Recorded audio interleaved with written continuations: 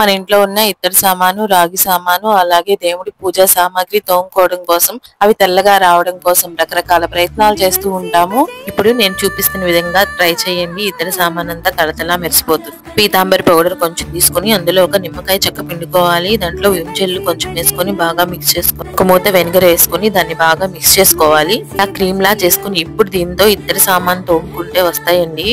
తెల్లగా నిగనిగా మెరిసిపోతాయి. ఎక్కువ శ్రమ పడే అవసరం లేదు. ఊరికి అలా రుద్దితే చాలండి, చాలా తెల్లగా వచ్చేస్తాయి. ఇత్తడి సామాన్ అయితే మరి కొత్తవిలాగా వచ్చేస్తాయి. నేను యూట్యూబ్ చింతపండు వేసి ఉడకబెట్టడం చూసాను, కానీ అలా చేయడం వల్ల మనం కడిగిన 10 నిమిషాలకి నల్లగా మారిపోతున్నాయండి. అందుకే నేను మళ్ళీ పాత పద్ధతి మొదలు పెట్టాను. కానీ ఇలా చేస్తే మాత్రం 2-3 రోజులైనా కానీ కలర్ చేంజ్ అవ్వవు. ఒక్కసారి ఇలా కడుక్కొని తుడిచిపెట్టుకుంటే చాలు, నిగనిగా మెరిసిపోతాయి. చూడండి ఎంత తెల్లగా వచ్చాయో. ఫస్ట్ కి ఇప్పటికి ఎంత తేడా ఉందో. ఒక్కసారి ఈ విధంగా మీరు కూడా ట్రై చేసి చూడండి, ఎంత తేడా ఉందో తెలిసిపోతుంది. మీకు కానీ వీడియో నచ్చితే లైక్ చేయండి, సబ్స్క్రైబ్ చేయండి.